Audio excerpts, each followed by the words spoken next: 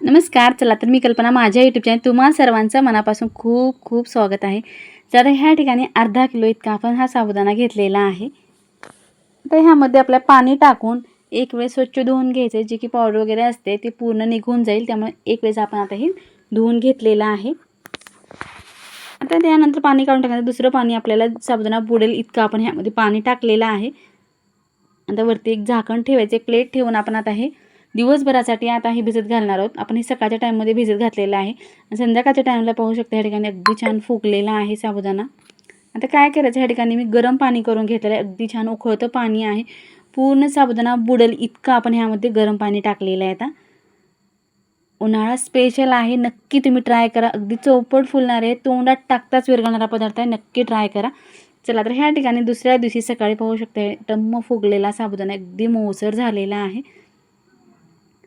चला तर साबुदाणा छान तयार झाला. आपल्या ह्यात काहीच मिक्स करायचं नाही, तर पुढची तयारी आपल्याला आता करून घ्यायची. तर ह्या ठिकाणी आपण साबुदाणा साईडला ठेवून देणार आहोत. ह्या ठिकाणी आपण घेतलेले आहेत अर्धा किलो इतकेच बटाटे घेतलेले आहेत आणि त्यावरची पूर्ण आपल्याला साल काढून घ्यायचे आता. तर कच्चेच बटाटे आपण ह्या ठिकाणी घेतलेले आहेत.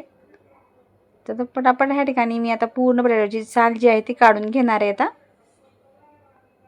तर तुम्ही हा व्हिडिओ कुठल्या भागातून पाहतात नक्की एक कमेंट करून सांगा, मलाही कळेल की माझा व्हिडिओ कुठल्या भागापर्यंत पोहोचत आहे ते. तर ह्या ठिकाणी पूर्ण बटाट्याची साल काढून झालेली पाण्यात आपण टाकून ठेवलेलं आहे. जरा साबुदाणा ह्या ठिकाणी छान भिजलेलाच आहे. आता पुढे काय करायचं, ह्या ठिकाणी एक मोठं पातेलं घ्यायचं. मोठं पातेलं घेतल्यानंतर त्यामध्ये आपल्याला पाणी टाकायचं. पाणी किती टाकायचं, तर अर्धा किलो साबुदाण्यासाठी आपण ह्या ठिकाणी 2 ग्लास इतकं पाणी टाकलेलं आहे. पाण्याला आता उकळी येऊ द्यायचे. त्यामध्ये मिरची ठेचून घेतलेली आहे. एक 7 ते 8 मिरच्या ह्या ठिकाणी मी ठेचून घेतल्यात आणि थोडंसं ह्या ठिकाणी आपण मीठ टाकलेलं आहे, किंवा तुम्ही शेंदूरून टाकलं तरीसुद्धा चालते. उपवासासाठी बनवत असेल शेंदूरूनच टाका.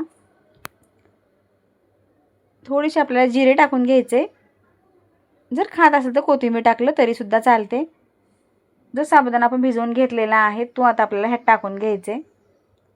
खूप जास्तीचं पाणी ठेवायचं नाही, नाहीतर पापड जे आहेत ते पातळ होण्याची शक्यता असते. त्यामुळे थोडंसं आपण पाणी ह्या ठिकाणी कमीच ठेवलेलं आहे. जर खूप पातळ आणि काचेसारखे जर पापड हवे असतील तर पाणी जास्त ठेवलं तरीसुद्धा चालते.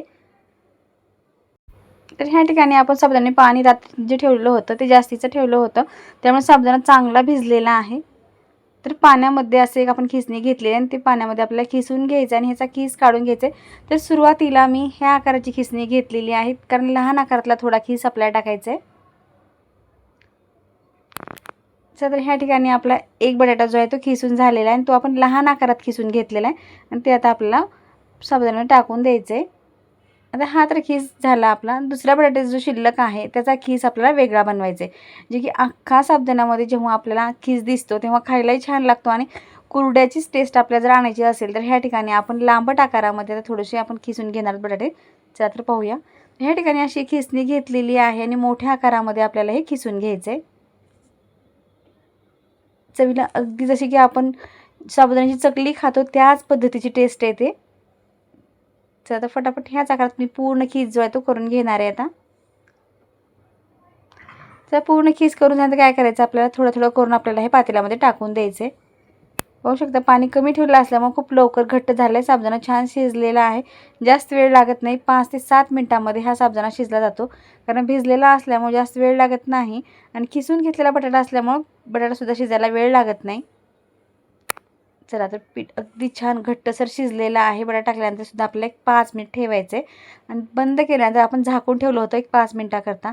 तर पाहू शकता ह्या ठिकाणी अगदी छान पातळ आपण असे पापड टाकून देणार आहोत.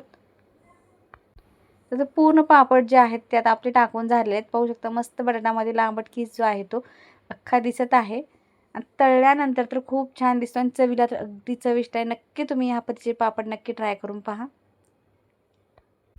चला तर एक दिवसाकरता कडकडीत उन्हाला आपण छान वाळवून घेतलेत आणि चांगले वाळलेले सुद्धा आहेत. तर तुम्हाला हे पापड कसे झालेत तळून सुद्धा मी आता दाखवणार आहे. तर आता गॅसवरती आता आपण कढई ठेवली आहे तेल गरम होण्यासाठी आणि आपल्या पापड तळून पाहायचे अगदी खुसखुशीत आणि खमंग खाण्यासाठी आणि छान चौपट फुलणारे हे पापड आहेत. नक्की ट्राय करून पहा. तर पापड तळलेले पाहिजे तर तुम्हाला असं लक्षात आलं असेल की पापड बनवण्यासाठी किती सोपे आहेत. चकली बनवण्यासाठी जर कुटाणा वाटत असेल तर तुम्ही असे पापड जर बनवून खाल्ला तर अगदी चविष्ट होतात आणि उपवास स्पेशल आहेत. उपवासासाठी वर्षभरासाठी आपण हे स्टोअर करून ठेवू शकतो. उन्हाळा स्पेशल वाळवणाचे भरपूर असे पदार्थ आपले अपलोड झाले, ते सुद्धा तुम्ही चॅनलवरती जाऊन चेक करू शकता. अगदी छान सोप्या पद्धतीने सहज कोणालाही बनवता येतील इतकी सोपी पद्धत आहे. तर सर्व पापड 4-5 आपण तळून पाहिलेले आहेत. चला तर पापड पाहिला तर तुम्ही सुद्धा विश्वास करणार नाही, इतके छान खुसखुशीत आणि खमंग पापड झालेले आहेत. एक पापड तुम्हाला तोडून सुद्धा दाखवेन, अगदी खुसखुशीत पापड आहे. कसा आपल्याला सुद्धा दिसत आहे आणि अख्खे खीस सुद्धा ह्यामध्ये दिसत आहे. बिलकुल मोडलेला खीस नाही, अगदी छान तयार झालेले आहेत. तुम्हाला हे पापड कसे वाटले नक्की एक कमेंट करून सांगा. व्हिडिओ पाहिल्याबद्दल धन्यवाद. पुन्हा भेटूया अशाच एका नवीन रेसिपीसोबत.